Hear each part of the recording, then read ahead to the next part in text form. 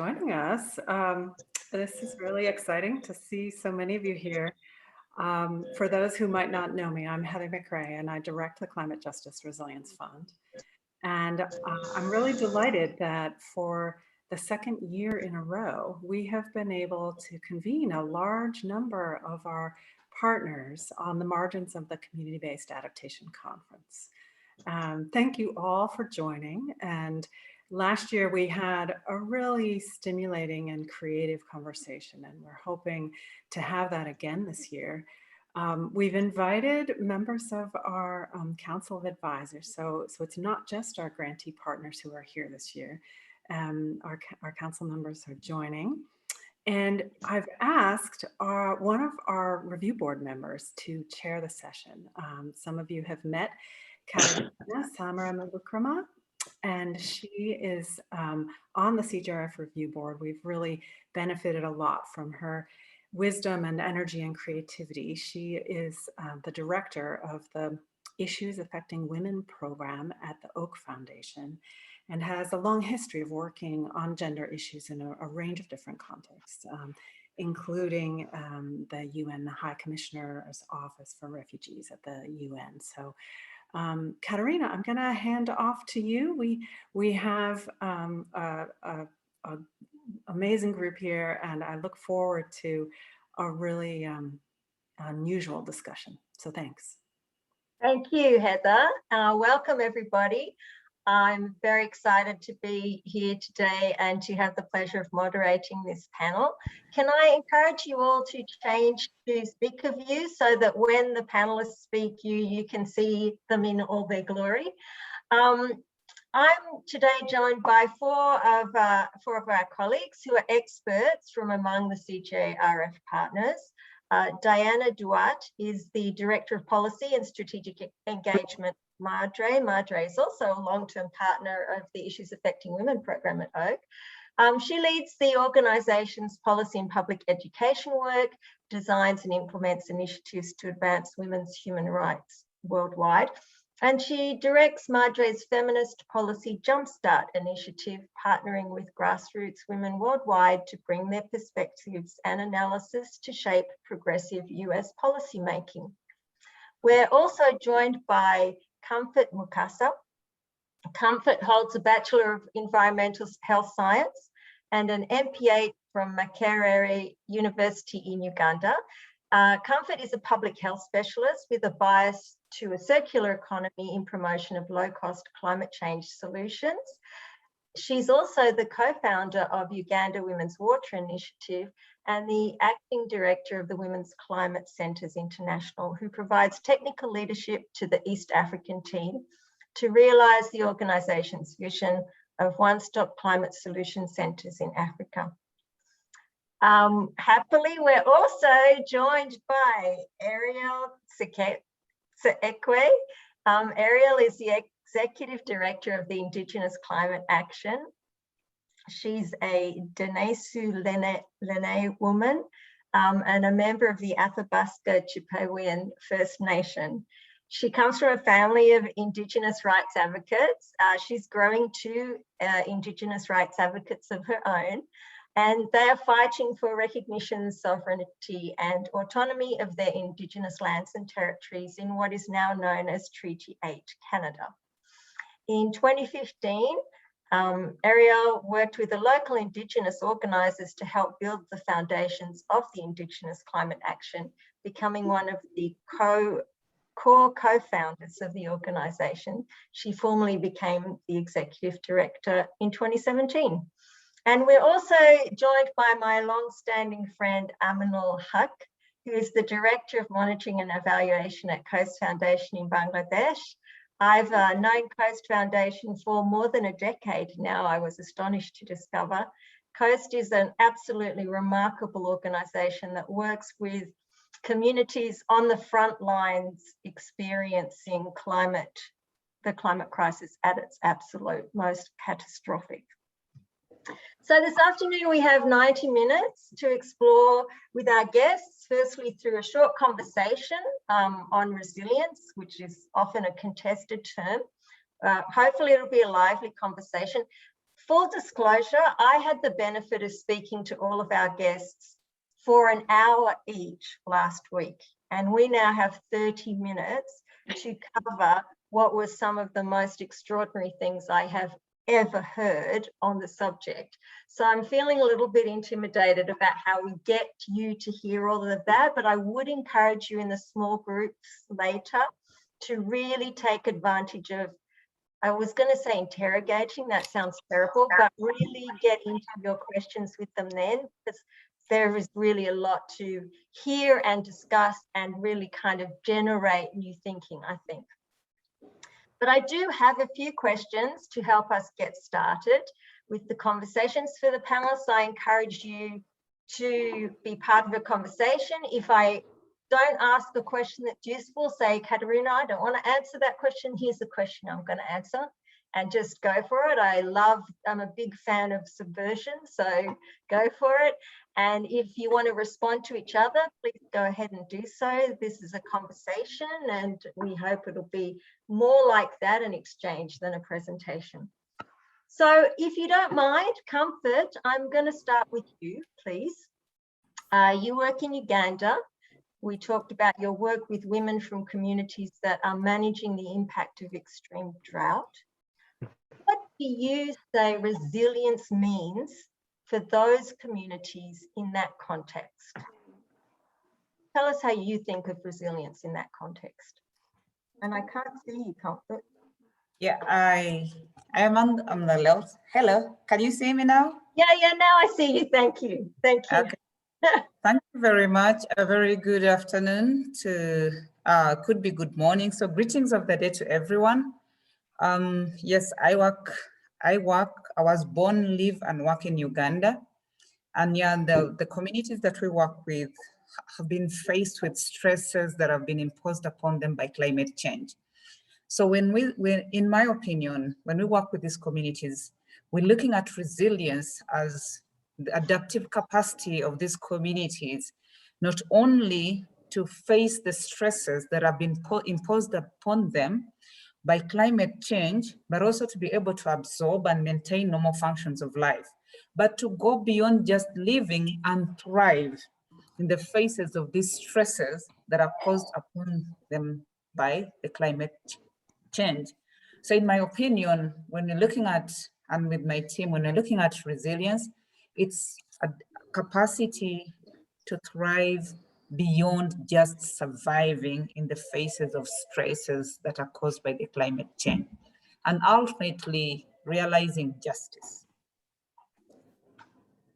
When we talked last week about this road to realizing justice, that resilience is on that path, you also mentioned 3 things that you thought were kind of necessary to be in place in order for there to be resilience. Do you want to talk a little bit about those? Yeah, thank you very much. So for us to go to the road on the journey of justice, we need to have, resilience is like a system. So we need to have flexibility. Then we need to have the strength of knowledge. We also need to have the strength of the system that we have in place, knowing that there's interconnection between events that happen in these communities, but then ultimately there has to be ownership of the system and the knowledge for people to therefore thrive and have the justice that they deserve, even in the face of the stresses of climate change. Right, thank you, that's very helpful. Dana, when we spoke, you work with partners confronting the climate crisis all over the world. And when we spoke last week, you had a little bit of a different take on resilience. You talked more about tools and skill sets. Tell us what your understanding of resilience and how people can be empowered to build it based on your work with the various groups that you work with. Thank you for that. And thank you again for the invitation to be part of this conversation. I think when we're considering the reality of the increasing frequency of climate disasters and just the constant presence of climate crisis in so many communities around the world, we can ask ourselves, what does it take to make it through those dangers? And I think that's a pivotal question when we're considering, what is resilience? And especially how do we, whether we're, funders or partners, build networks and relationships that can strengthen our abilities to work together, both within and across communities, and B, channel the resources and tools where they can do the most good. And when I think of the terminology of do the most good, I resonate with what Comfort just said, that it goes beyond survival. It means more than saving the most lives, as incredibly vital as that is. It also means what is the transformative work that can shape, that can strengthen and shape communities and movements so that they can thrive, and then also have the tools, resources that we were talking about to reshape the world, to be able to, move through crisis in a way that allows us to confront the root causes of that crisis. And, I think that there's a way that resilience can be used or even lauded. The terminology of resilience, can be used or lauded as sort of a measure of people's ability to sort of like grit their teeth and make it and withstand and make it through hardship. And there's this, somewhat troubling tendency to use that term in that way. And so instead, I think we need to advocate within philanthropy and within our movements for actions that can help dismantle the oppressive systems that demand resilience in the first place. And so, when we're thinking about, resilience as a broader category, how are we breaking it down into, actions, capacities, skill sets that we can be investing in and strengthening? So is there resilience in our relationships, for example? Are we building sort of durable partnerships that can, respond to the urgent needs of the moment, but also work together towards a long-term vision that is more transformative? Are we operating in networked ways? Are we using networked approaches where we're able to combine, the specific expertise and strengths and skills that may exist within different communities, within different organizations, within different movements? Are we able to combine those in a cohesive way to ultimately achieve our aims? Are we investing in our creativity so that we can imagine new ways of working to meet the demands that may emerge in the future and to build the future we want? As well, that creativity that's, forward-looking, as well as our rootedness, I would say, our rootedness in the values and principles that have animated our movements and communities that came before us, that got us to where we are now. So, I think those are some of the key considerations that come to my mind when I think of resilience. How can we best be of use to people who are most impacted by crisis, whether it's bringing them, tools, resources, spaces, connections, services that they demand in order to navigate through the next crisis, and to use each action and crisis response as an opportunity to shape a better future and to confront the root causes of crisis and strengthen our movements. Thanks, Dana. That's super interesting, because I really want to go to Aminul now. So Aminul, moving from, catastrophic drought in Uganda to the exact opposite in Bangladesh, where Coast works with communities in coastal Bangladesh who live in constant state of pre, during, and post disaster, and sometimes those communities manage all three at once. They're hit by cyclones, inundation, waterlogging, rising sea level, salination, land loss. It's an extreme context. And is the concept of resilience even realistic?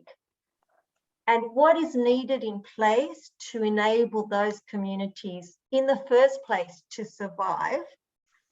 So tell us, is it realistic to talk about resilience in that catastrophic situation? Aminul, you're on mute. Can you unmute? Thank you. Sorry. Thank you. Thank you, Katharina, and thank you all. And you have seen Bangladesh is the opposite of the Uganda, because it's the extreme cyclone and disaster prone area where multiple cyclonic and effect are facing our community to survive. So in that cases, we just don't want to say the academic understanding on the resilience, which is already we have heard the justice or others activities, because we think that resilient means is absolutely depend on the capacity. So multifarious capacity of the community that will support him to adaptation and increase their capacity towards resilience. So what sort of capacity? In our community, it is the economic capacity, because due to the climatic impact, our community, they are facing to reduce their economic income. They have some lack of education that will undermine their capacity how to reduce the disaster impact and how they will prepare to face the disaster. And also we have to consider the political context, how government and our state support the community to enhance their adaptation capacity that will go toward the resilience. So if we talk about the justice, this is very broader term, because we have a little differ on the justice, because how justice will come in the current political and context in the state.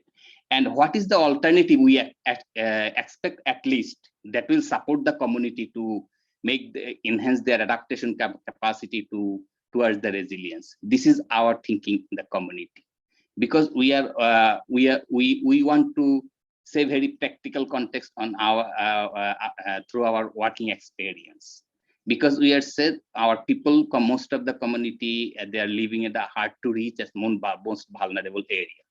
So what is the first basic need that will enhance their adaptation capacity, then towards the resilience, achieving the resilience? I think resilience is far more, because continuous adaptation capacity will will reach the resilience. And we think that maybe we are thinking about the current context of the resilience. Say I just want to give an example. So if we are targeting global targeting for emitting zero emission target, and in that cases we give an example that Bangladesh will save their country from the sea level rise or something, but it is the projection. But this achievement is the different responsibility of big emitter and even low emitter. Can we say prudently the big emitter will reduce their emission? So in that context, what we are thinking in current context about the resilient, maybe it will be changed in the next 20 or 30 years. So this is the question: resilient will come in next 30 years, what we are thinking about? So we are thinking about the adaptation. That's why we are thinking about the adaptation, and then maybe resilient will maybe come or maybe not, because resilience are not achieving resilience are not depend on the only reducing the global greenhouse gas emission. It will depend on the political context. It will depend on the state role. It will depend on the social norms, what we have practiced. It will depend on the community, especially increase the mobilization capacity of women that we are actually facing lack in our community. So there's a multi-various assumption that exist, and in that cases resilience so far question to achieve in this. So we have to go for adaptation first, either it is drought or it is cyclone prone area. So in that cases, some we think at least from our government support first. What that come from different phenomena. So for policy, what a state will do? State will have to first make a policy or strategic direction how to support to the vulnerable community to enhance their adaptive capacity. Then community will practice, and community will get support to their adaptation. And we think that then this is our almost thing. The state will give some policy, still provide policy and strategic planning for adaptation, and community will support and community will practice them. So education is the one of the issues. Second, so due to lack of education, people don't know how they will work in the pre-disaster and post-disaster period. They have not of economic capacity, and they don't get access to the government social services. And if the government have a policy to get provide the social government services for the vulnerable community, then they will get the scope for adaptation. So I think we have to think about the at least scope that will available for the adaptation. Then we go for the resilience. Thank you. I just.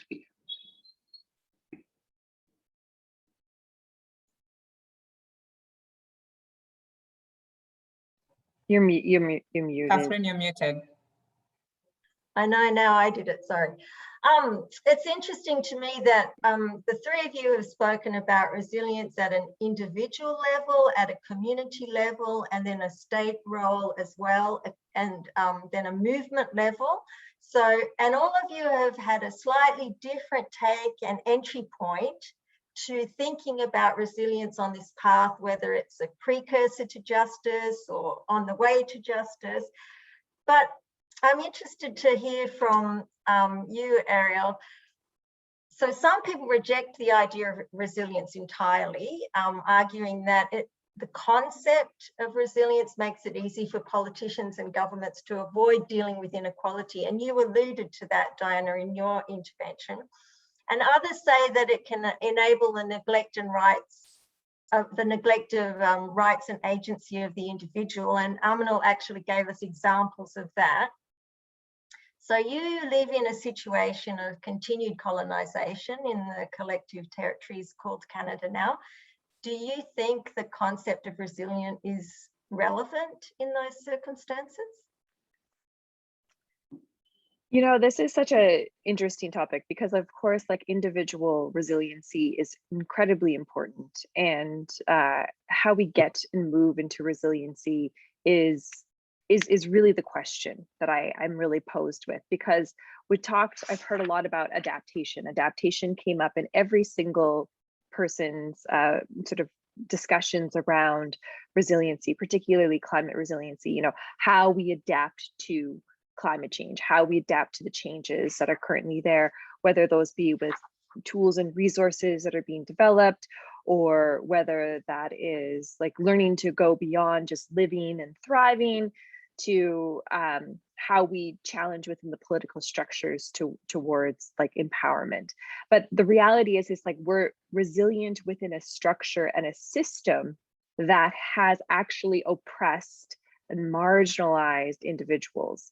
And so to be resilient within that context is you know, often portrayed as a positive thing with strength, commitment, perseverance. Like we're able to continue to be resilient through all of those really dire and horrible circumstances. But what it actually also states is that for those that are resilient, the communities that are resilient, look at these communities that are resilient, look at these people that are thriving. What does it say about those that don't? Because of the continuation of the colonial state, because of the continuation of, you know, systems of white supremacy, capitalism, extractivism, that are actually, you know, really the root causes of the climate disaster. Climate change came from the mentality of you know, systems of colonization that came with the mentality of extractivism, of systems of capitalism, and ultimately systems of white supremacy that othered those cultures that didn't embody those things. And so within the resiliency, we're resilient within those centers. And so it actually centers white supremacy and capitalism as the norm. And it doesn't empower communities. It tells us be resilient within these structures, be resilient. And what we need to be shifting away from, because resiliency locks us into the status quo of that normalcy of those systems being in power, and how to stay resilient within those structures, how to stay resilient and adaptive within the climate crisis. What we need to be doing is reimagining what it could look like to move from resiliency to empowerment, which I've heard through all of the speakers. So it's not to say that we're saying different things, but the framing of resiliency allows those to be empowered. And a couple of weeks ago, I was reflecting on privilege. And I think this might help bring this into context. And within the context of privilege, you know, as a person of culture or color, as an Indigenous woman, you know, we talk about privilege, and our parents will say things like, "Oh, we didn't have that kind of money, we didn't have that kind of education, we didn't have the kind of home. These are the things, these are the privileges you don't have." And they're still centered around that white supremacist value that was imposed on our cultures as Indigenous peoples. And when I think about it, particularly within the climate crisis, some of the biggest privileges are actually understanding our deeper relationships with the natural world, understanding what it means to be in connection to place. Those things that have kept our communities resilient, that I've heard through a lot of these presentations, are actually deep privileges, but we don't value them within the current structure. Instead, those have to be resilient against the structures that were imposed on us. And so really the language is used to demand that colonized people thrive within an unjust system that dominates through systems of white supremacy and colonization. And so how do we sort of reframe that the privileges of language, traditional languages, land knowledge, different forms of education and ways of knowing and being, political structures that existed for thousands and thousands of years before colonization, you know, economic trade routes, all of those things as valuable within the current structure. And it changes us from being resilient to actually challenging those systems. And we need to be moving to empower them, not just applaud them for being resilient.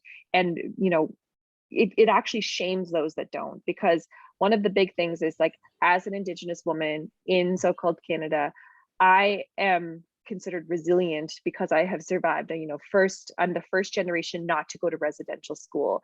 I'm the first person to get a real education in my family, so on and so forth. But the reality is that within those structures, we're disempowering, and we're saying anyone who didn't actually make it is not resilient, and they're not worth our time and our resources to be, you know, invested in those people because they haven't been resilient through this.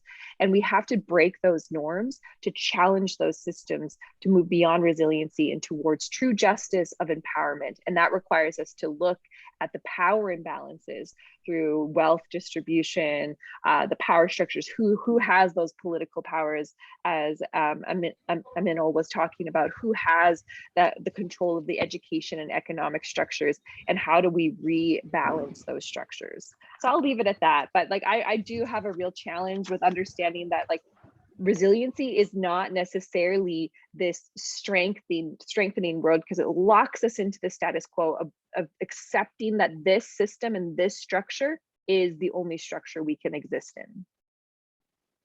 Thanks. So that, I think, is a big challenge for all of us. And it's interesting to me that all of you spoke about systems change, whether it was at a local community level or at a state level or at a movement level. So clearly there's an interplay between the concept of resilience, justice, adaptation, and systems change if we're going to, like, survive actually this crisis. So I wonder, what's the antidote? If we know that we're on a path to destruction, you talked about some of the things, Aminul, that we need to put in place. What is it that will stave off destruction? But also, Diana spoke about coming out of this crisis better than we were before. And Comfort spoke about beyond surviving, thriving. So maybe can I start with you, Comfort? What is the antidote, and is resilience part of that? Thank you very much. Before I even talk about the antidote, I'll first make reference to what Eriel and Aminul said, because, you know, Aminul and Eriel and everyone else is talking about, like, we're talking about systems, we're talking about holistic approach to resilience, and we're talking about a bottom-up approach to resilience in our way of talking. But then for us to, we all talking about this system, so what the question I then ask myself is, how do we even view the communities that we work with? Do we still view them as just beneficiaries or as partners? Because then that has a lot to say when it comes to what Eriel is talking about. Then we don't have to get locked into thinking that what has enabled us to thrive for all these years before these people come in with their projects and think they're going to create resilience within a project, but then also realize, like what Aminul was saying, we're not going to realize resilience in just a few years. It's going to take time, it's going to take patience, and it's going to take putting into consideration all the knowledge that is already existing. Then when we talk about even about the tools and resources that we need, how prepared are we to even look within the communities that we work with to unlock the potential of these communities? So what is it that we work with?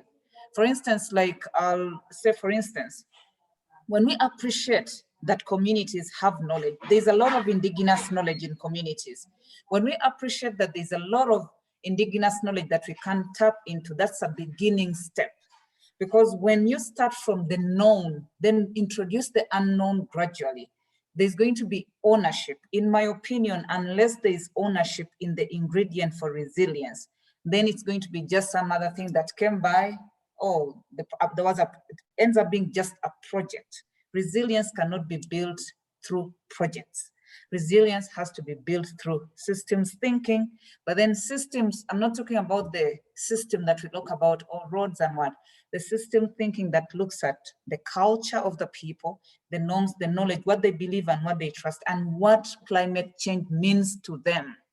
The meaning of climate change in Uganda and the community that I work with can be completely different from the meaning of climate change, like what happens in Indonesia. There was a time I was in Tulvavur and that just had a very big cyclone. So there's a different meanings of.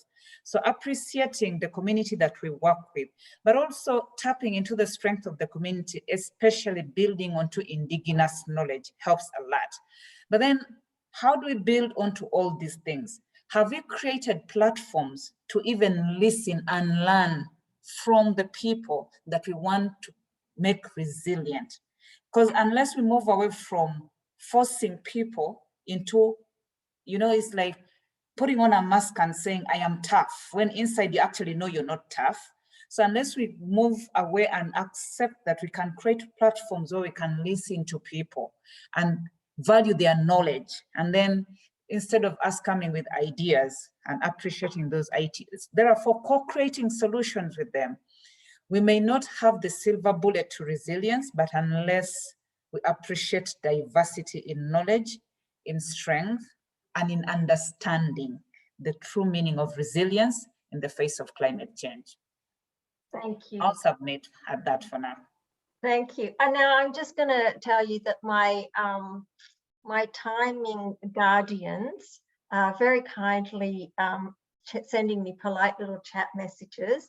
So in the 4 minutes that we have left, we are going to have lots more discussion with the panelists in our small groups, but in the 4 minutes we have left, I would like to ask you a question we didn't talk about, but it seems to have been raised just now with Comfort's comments and with some of the things you've said. I work for a donor.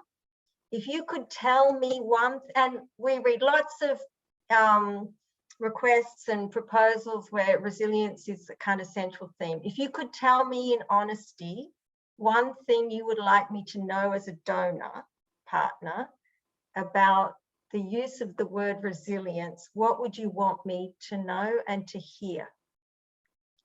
Can I start with you, Diana, since you are also a donor? But sure. I think the word that's coming to my mind is to be critical. to be very critical of it.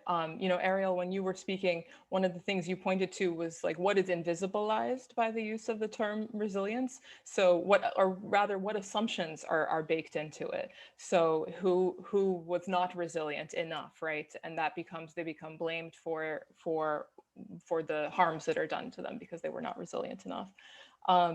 One other assumption or sort of invisibilized aspect that I wanted to raise is a gendered one, where so much of community resilience is often, that we point to, is often founded on, it relies upon feminized labor, often women's labor. And so you know, my feminist analysis that I bring to the question is, you know, who are we taking for granted? Whose work are we taking for granted when we say, oh, that community or that person is so resilient? And whose work are we once again under recognizing and invisibilizing? And I think that often goes hand in hand with our sort of resilience discourse. Thanks, Dana. I'm going to go to Aminul because my timekeepers are pretty scary. Aminul, it's interesting because Diana just referred to the gendered dynamic of resilience, and COAST actually works 95% of its programming is with women and young girls. So I'm interested to hear from you too. What would you say to me as a donor about resilience? What would you want me to know? Or what would your communities want me to know? Actually, we are working with the community. I have said before, so we are working for enhance the adaptation capacity. Maybe we are agree with the resilience because Hajra had said we have similar thinking. Hajra talk about the integrated development. That means what a holistic development will go towards the achieving to the resilient. But we have to think about some limitation. Those are static. Say for land limitation is Bangladesh is the high populated country where 1100 people living in per kilometer. So this is the limitation to achieving the resilient. Second, geographic location. This is not changeable because Bangladesh is such a location where climate will damage all time because this is the geographic location. So we have to think about the adaptation capacity first. So we are working with community, with our community, with how their adapting capacity will be achieved. So first we have to try to capacitated them on the disaster risk reduction approach. If we want to able to increase their practice about the disaster risk reduction, this will be one step ahead for so far resilient, I want to say, because they are living in most vulnerable area and they have no protection because we are thinking about the first line protection to embankment because people are living in the seashore and they are most vulnerable. So we are always advocacy to with our government to make them an embankment as they feel safe at the first stage. So this is one. So, okay, but and then. So Aminul, can you maybe finish that thought in the small group breakout, because I want to give Comfort and Eriel just a moment to mention. So Comfort, you mentioned some very similar things to Aminul just now. What would you want a donor to hear in relation to resilience? Thank you very much. I want a donor to always remember that it takes time to create resilience. It requires flexibility in programming to create resilience. It requires meaningful involvement of communities. Do not apply male at this level and you want to apply male at community level, but you don't involve them at the high table conversations. That's hypocrisy.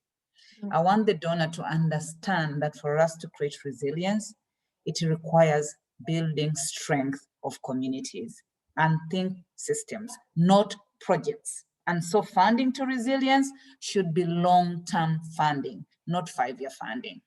It takes Thank years to create the injustice. It should take us years to bring back the justice. Yep. Thank you very much. Eriel, do you want to add anything to that? I'll just add super quickly. That is a really important point. And like, I think, again, it's like the framing of resiliency. We have to sort of break it a little bit, because I don't think it's enough for us to be resilient, because what Comfort's actually talking about is empowerment. It's about investing in the communities rather than in this infrastructure of the systems that have caused the harm. And so when you have these two dichotomies, these two areas of like, this is the one way of being that has existed for thousands and thousands of years, imposed by these other systems that have actually created this crisis, we're asking a lot of times folks from the sides that have been oppressed and marginalized to join the struggle to stop the climate crisis without actually investing in these communities to build the solid foundation that they need in order to be empowered and thriving.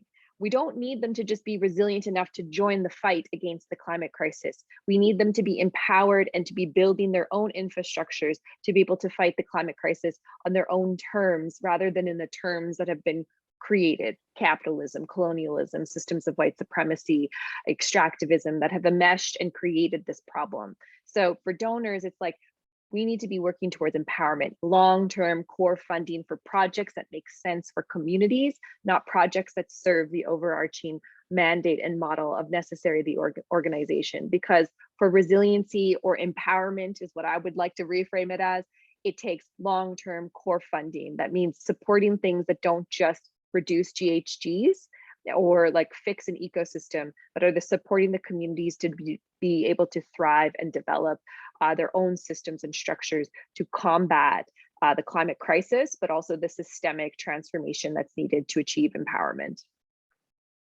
Thank you. So thank you all. I'm not going to do a wrap up because we're going straight to breakout rooms and I'm about to get a little smack. So thank you all, four of you. That was super exciting. And thank you also for the hour you gave me last week, which was incredibly interesting and exciting for me. And I'm going to hand it, I think, to Hillary, right? Yeah, perfect. Thank you, Katharina, and thank you to all of our panelists. I just wish we had more time, which is the standard phrase I keep uttering in Zoom meetings. I'm going to put everyone in breakout rooms. We'll have about 25 minutes in breakouts. We ask that you use the Google Doc and self-select someone to be a note taker so that we have a record of the conversations that happen in the breakout rooms. So I'm not going to waste any more time, and I'm going to put everyone in their rooms.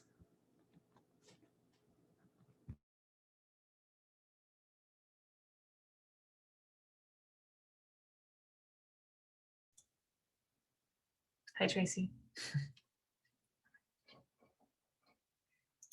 Hi.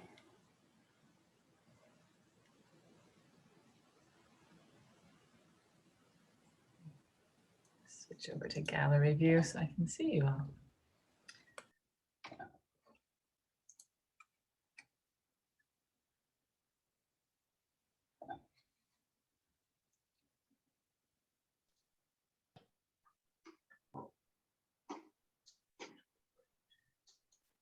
Hello. Hello. We got somebody who's organising us. There's no organizers Who's today. self-organising. Self-organizing, that's right.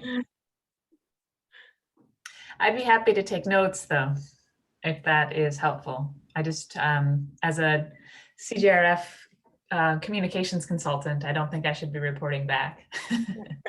I wasn't able to pull up the document that has particular questions we're supposed to discuss here, Sarah. Yes, so the questions are, what does climate resilience mean to you? And how do you think equity and resilience fit together, if at all? So I can drop those into our chat here. Thank you. Right, well done, Sarah. I had a phone call just at a critical moment. There we go. So since I have the notes open and I have access to the breakout or to the Google Doc, I will take notes on all of your wonderful thoughts on this topic. And Philippe's saying he's struggling with the microphone. That's all right, Philippe, you can put things in the chat. Is that Constance? Yes, hello. Nice to see you.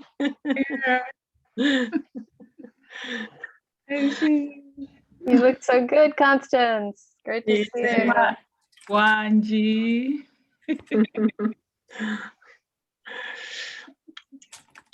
So Constance, what does climate resilience mean to you? You'll inspire us if you start. I would all right.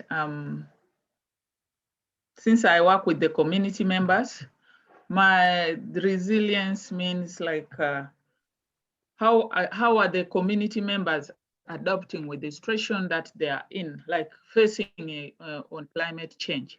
Climate change is there, it's real, and how is the community adapting with it? How are they growing? How are they putting their inputs?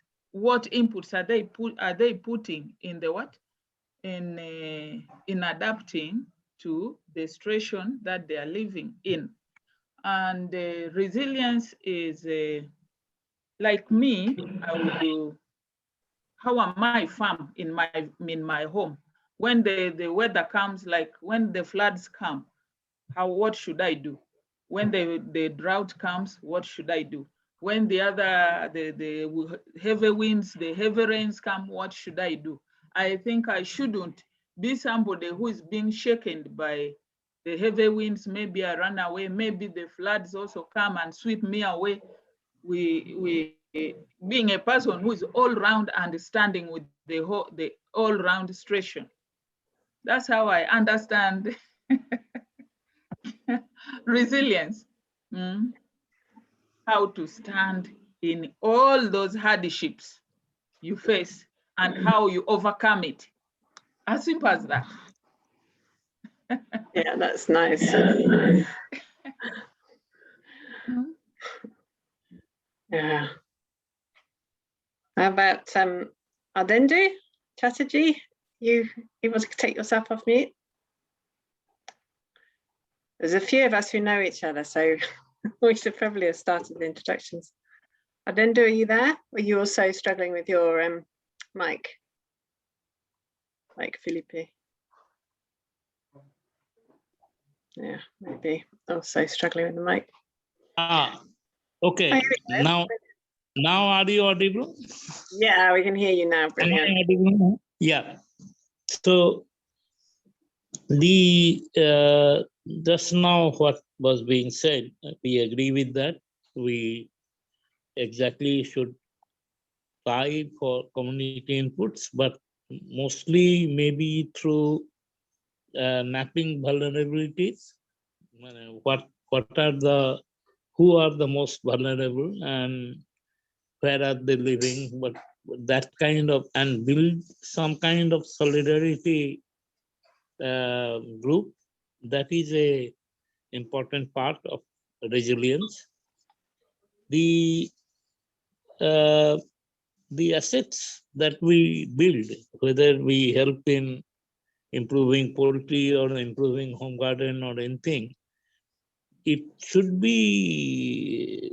be involved in such a way that we see it as a part of regular development work, so that it is not only in case of disaster, but sometimes the disaster is long, sometimes the disaster is short, sometimes it is drought, sometimes it's cyclone. So it should not be eroded by disasters. The asset value should improve and should be quickly repairable. So this is a important criteria for us. And the solutions should not be just 1 point program. It should have multiple. So if there is a question of bringing up soil fertility, we try to look for multiple solutions. Some liquid manure, some compost, some soil digging by chicken itself. So if one fails, there should be resilience to, it should be possible for them to lean upon the other one. And lastly, whatever solutions we are doing, not only it should be multiple solutions, it should diversify options. So it is not one solution for one problem. When mangroves are restored, it is partly for the protecting the bund, but partly also for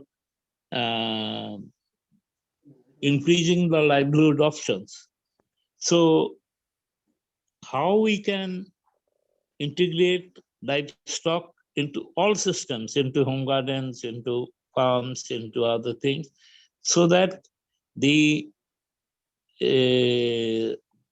resilience is built in. So that means that if people are organized, if people are well informed, if they can demand what their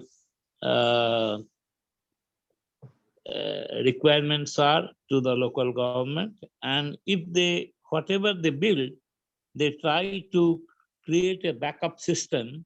There is a, even if things are destroyed, there should be a possibility of quick recovery. So these are the immediate things that come to mind.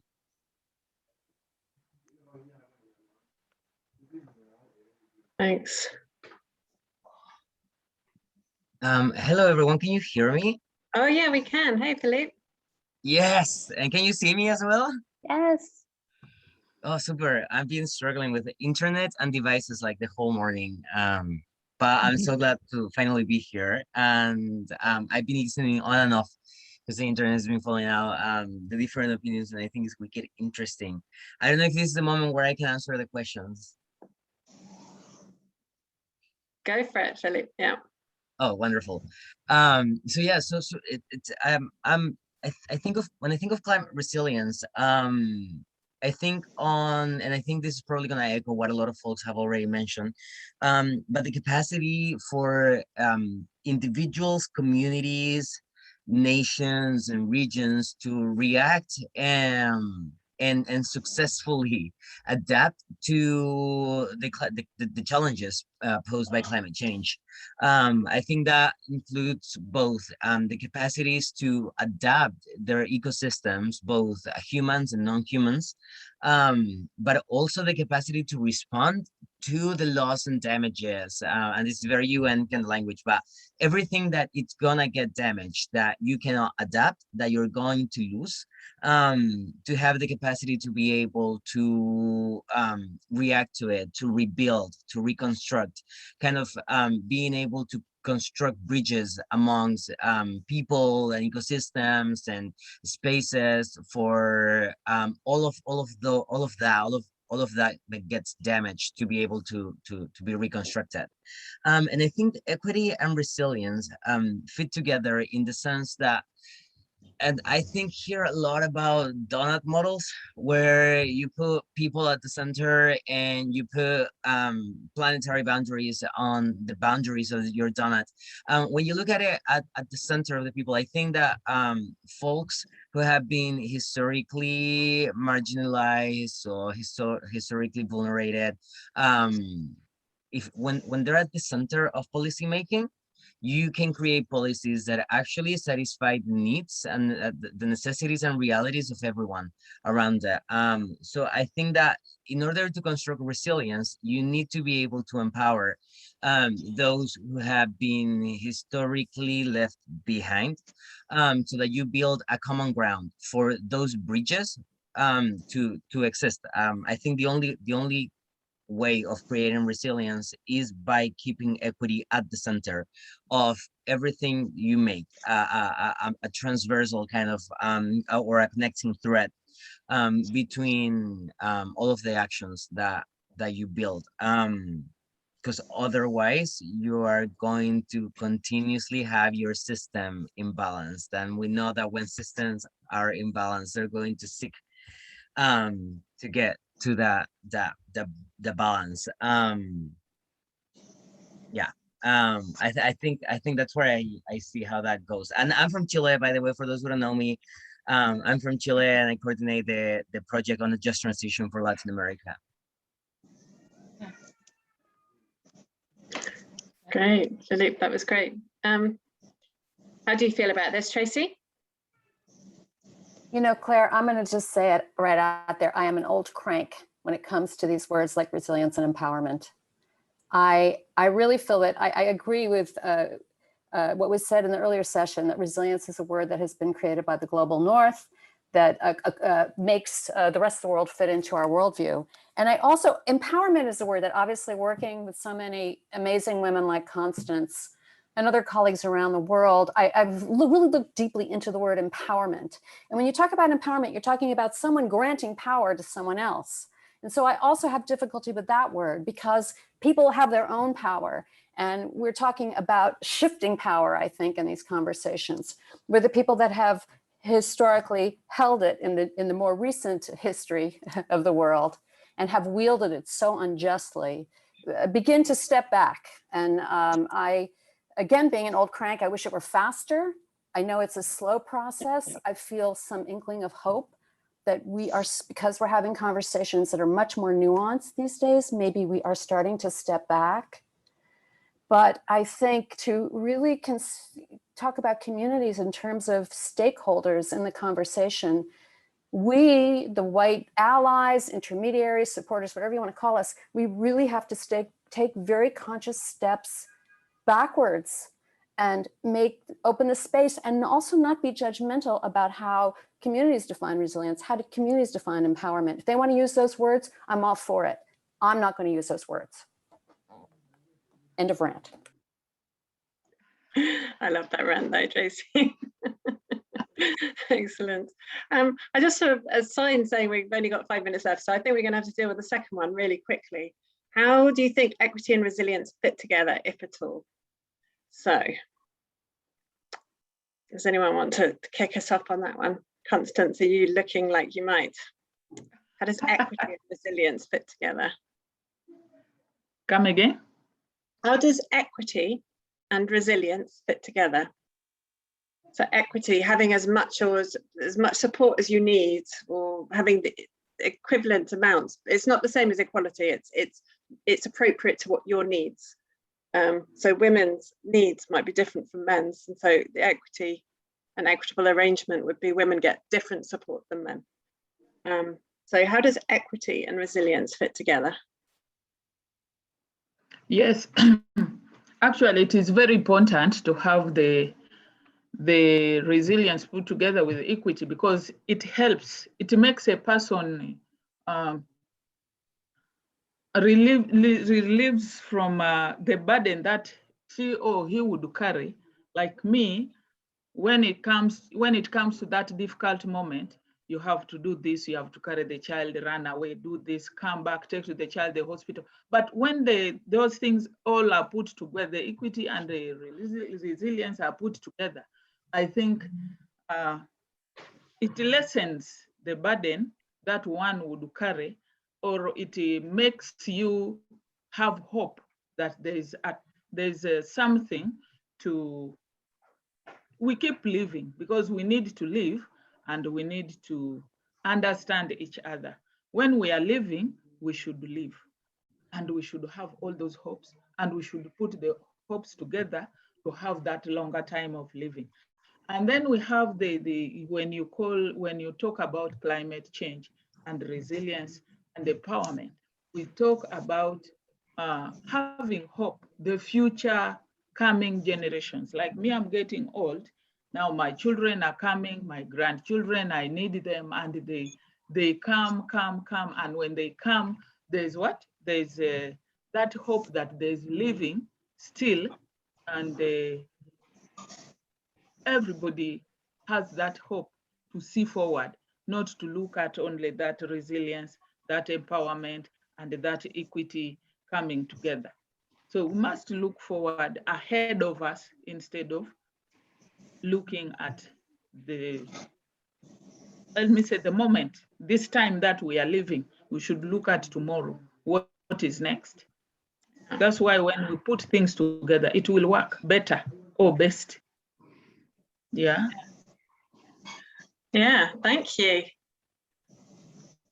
Also, yeah, I feel that in normally the formal sector, government planners and others, they don't focus on neither on the assets of the poor nor on the jobs. Most people work in non-formal sector, but most of the relief and other activities are focused on formal sector. Building some roads, building some industries, but what will be done with the job of the very poor, those fishermen whose boats have sunk, those who have lost their nets? Many times it is important for having either a resilient structure that they themselves have a community-based organization, or the intermediate agency focus on as Philip was saying, that focus on the marginal sector. This is very important part of resilient planning. That is all I wanted to say. That was nice. Thank you, Adenda. Yeah, maybe I can complement a bit what I was saying earlier, and something that Tracy said that really struck to me about the concept of empowerment. To me, is really important, because I don't think that we have the capacity to empower others, because empower is it's a journey, it's a process that grows from the power stemming from within, right? And what we can do, and I think as you were putting it very, very eloquently, it's to give space for that power to grow. Like what we do is to create spaces for power to appear, to grow. And I think the process of empowerment is something that stems from within. But it's important to create the what's the word for it? I think we call it we call it the activating spaces. So these are the spaces, and it's a concept in Spanish that we use quite regularly when talking about social activism, because we create spaces for the activation of things, and through that we execute the movement, which I find it to be a really interesting concept. It works really well in my mind. But with regards to equity and resilience, espacio de activación. It literally translates to that. But in terms of the question of equity and resilience, one of the things that we're seeing, and this is what we found through the Just Transition project, is that in Chile, Peru, Argentina, and Bolivia, that were the countries that we were focusing in, there are starting to stem plans for energy transition that are looking to mitigate the greenhouse gas emissions, right? And some of them even include, as part of their mandates, because they come from the nationally determined contributions, plans to adapt communities, regions, to some of the changes that we're going to face because of climate change.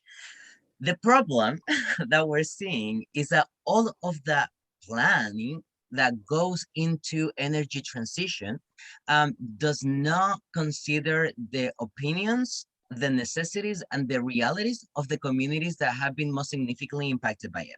So in Chile, we've got 5 sacrifice zones, which are spaces, communities where all of the waste that comes from the wood industry, that comes from the thermoelectric industry, from the energy production, and other industries that are heavily polluting, goes into. So we have, through history, designed the country so that only some communities get all of the waste. But those communities are communities where people are getting poisoned, people are dying out of respiratory problems, and their water is poisoned.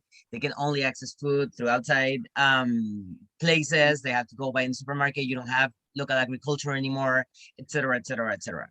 A lot of the fossil energy matrix gets produced in those places. They also have like petrol refineries and all sorts of other things. And what they're doing, what the government did in Chile in particular, which I think it's an interesting story, is to create a plan to decarbonize the energy matrix to 2025. So what they did is they give the power to all of the large fossil companies to essentially sell their infrastructure so that somebody else can take charge of it. And they have to close it down. So they basically sold all of the property rights. A lot of infrastructure is now being left behind, and nobody's taking charge for all of the abandoned plants. What you have now is a process in which the people who work there are now unemployed. The main economy drivers are now being reduced significantly, and where there is no planning as to how to rebuild from it. Right. So, and we have examples, and this is also things that we have found through our project, but we have examples in Europe and in Canada of things being done a lot more thoughtfully. So where you have the constructions of universities, of public libraries, you create new jobs, you train people to access those new jobs. But in Chile, what's happening is essentially the government is saying, we're going to close all of the fossil plants, and good luck. And still with sacrifice zones, still vulnerating the rights of people, still not providing with spaces for folks to react and adapt to it. Yeah, no, big issues, Felipe. Thank you. Sarah, you didn't get to speak last time, I just realized. You got a view on this one? Yeah, I'm note taking. I'm just gonna like snap. I wanted to just be doing this the whole time Eriel was speaking, because I think so much of how we think about resilience is framed in a way that it's resilient to what, and we don't ever talk about the what we're resilient to. And obviously everything happens in a system, and so build these systems. I loved how she flipped privilege. Like, it's a privilege to be connected to the land. It's a privilege to speak your native language, and all of these things. No, it was great, wasn't it? Yeah. Who's going to report back? Yeah, not me. Tracy, would you? I think it's you, Claire.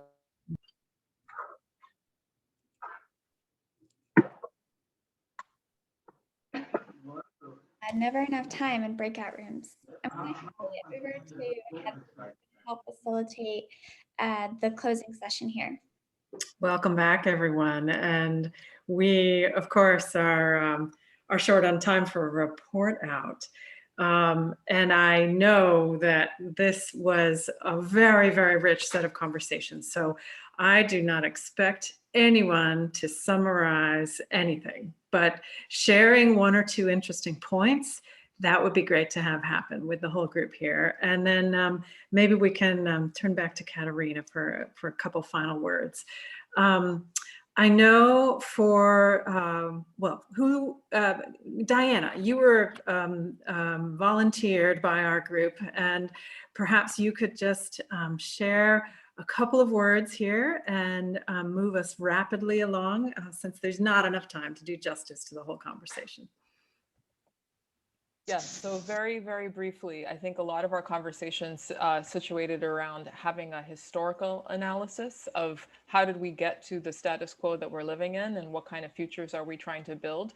And then relatedly, what is the power analysis related to that? So who is deciding when the story begins and ends in terms of the status quo that we live in? Who is deciding whose voice has merit to shape the narrative or to shape the agenda?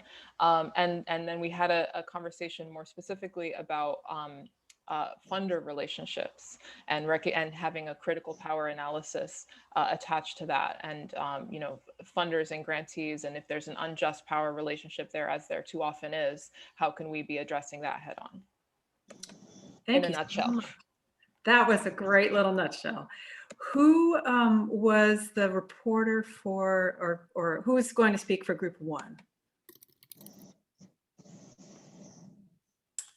Hi, this is Diane. We actually didn't figure out who was going to be a reporter, but I was taking notes, and I think two kind of really important things that came out of our conversation. One is this notion that the conversation around resilience is a collective conversation. It's not about resilient people, it's about resilience in communities, and that's really important. We had a juicy conversation about the question around, equity and resilience, and a lot of pushback on the term resilience, and whether or not that is something that communities would even use, and how they would reframe the conversation in relation to ecosystems and culture and community. Thanks, Diane. How about group two?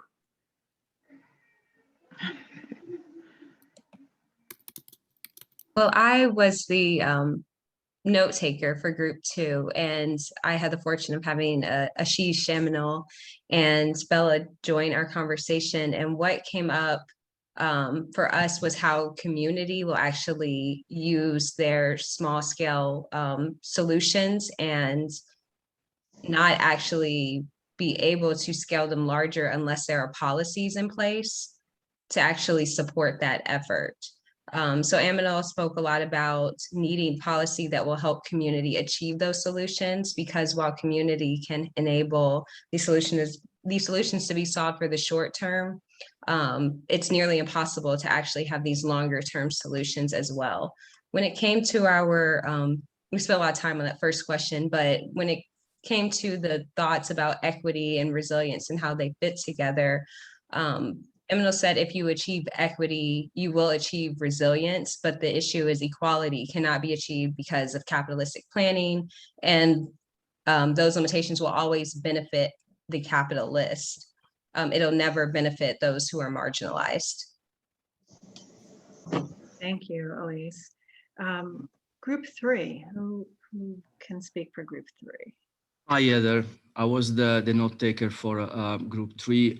So I would say 3 main points came up as very interesting notes from the discussion.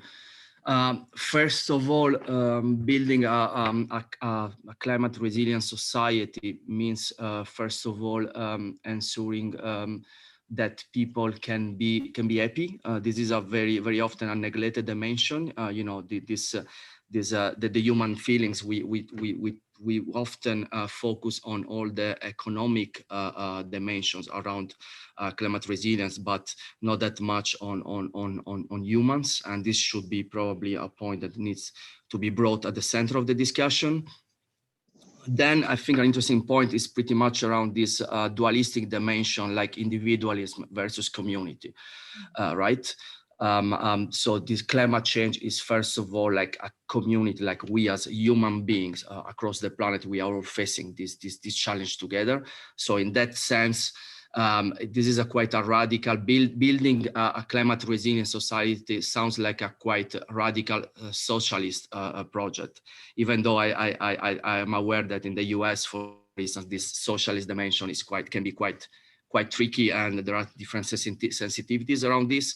From Europe, we feel a little bit safer in speaking about socialism. And then the third point is just, you know, once more emphasis on the fact that we can build indeed a climate resilient society only and exclusively if we will be able to challenge the structure and challenge the status quo, and really we really need to change the old systems and shift completely the way we've been doing things until now. Thank you so much. Great 3 concise points. Group 5, I think, is the last group. Who is for group? It must be us, Heather. Right. Thank you. I just want to say that the diversity of our group particularly struck me, because we had voices from South Asia, from Latin America, from North America and Europe, all in the same conversation. People in various sectors and doing all different things. So it's quite rich in that respect. And we spent a lot of time analyzing a bit the terms that we were asked to respond to.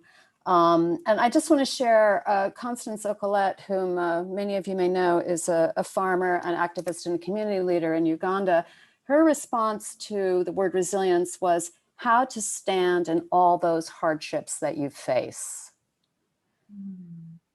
We also heard that no one solution, one solution is not for one problem. In other words, I'm not expressing it well, but what was beautifully said was that as communities face challenges to their own survival, that one solution to what seems to be one problem is actually a solution to many problems, and it has to be addressed on a holistic level.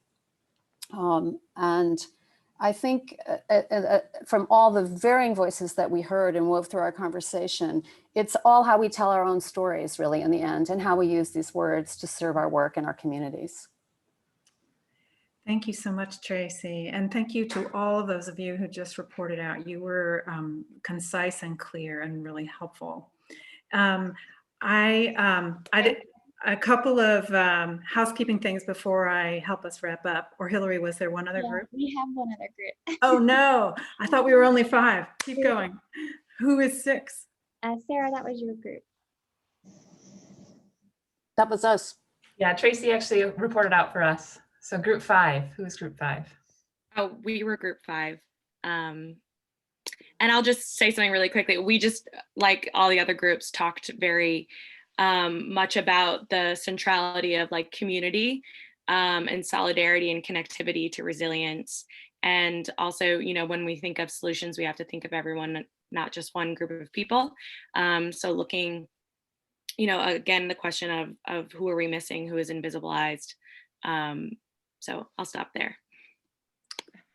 Thank you.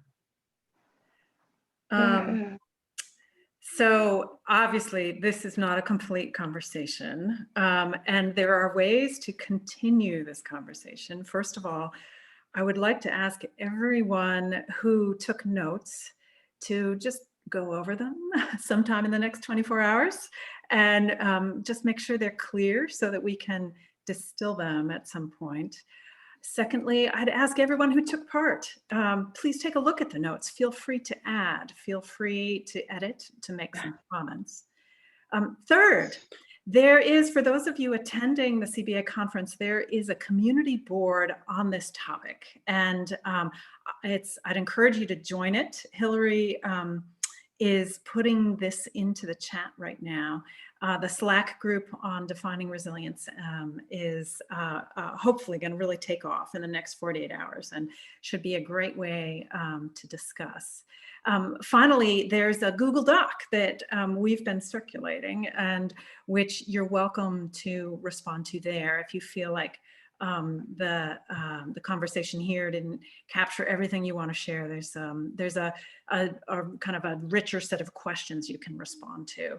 And Sarah and Elise, our wonderful team from Minerva Communications, they're going to be kind of condensing some of this and feeding it into a Twitter chat upcoming. So there's a lot of ways to keep this conversation going.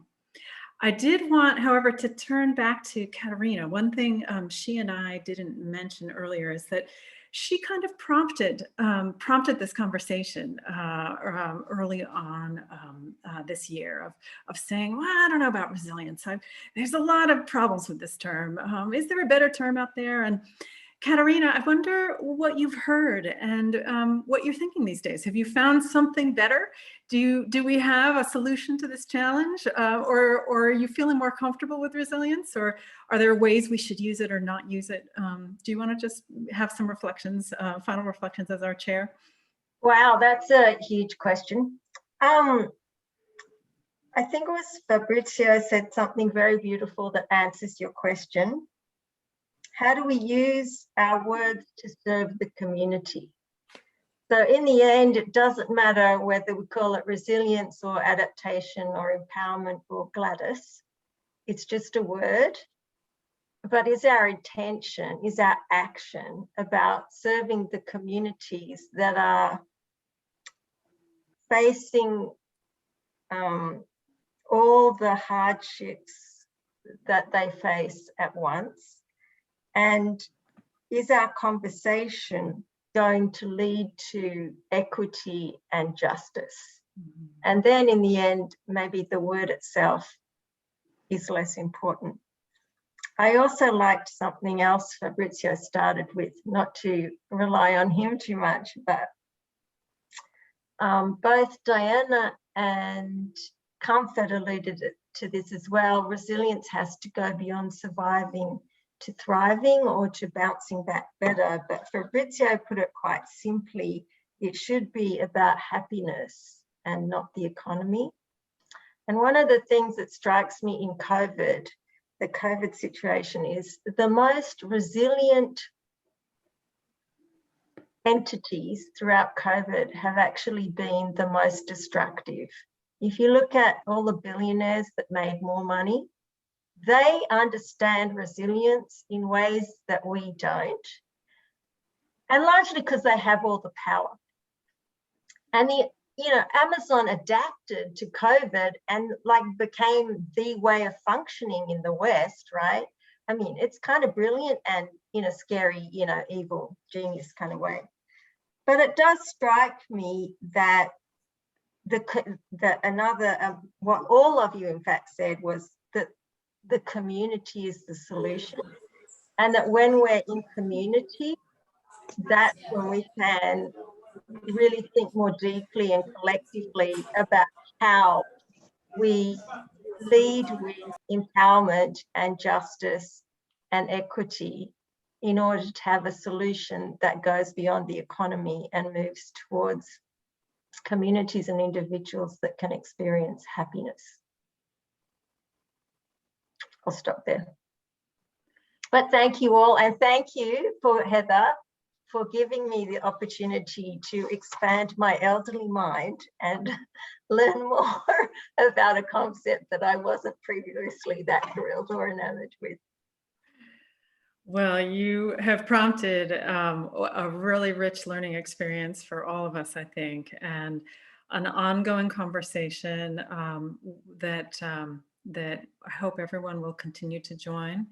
We will get back to you regarding kind of what outputs we'll have from this in terms of opportunities to contribute to blogs, continue to contribute to discussion.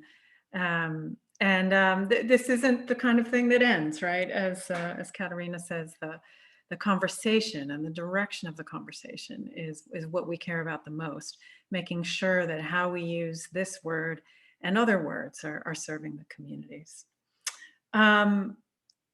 With happiness as our ending thought here, I welcome everyone to just turn on your microphones, say hi to somebody you said hi to yet, and say goodbye, wave, and just have your voice in the room as we end. This is what I like to do at the end of our webinar. So thank you all so much. Thank you. Thank you. Thank you. Thank you.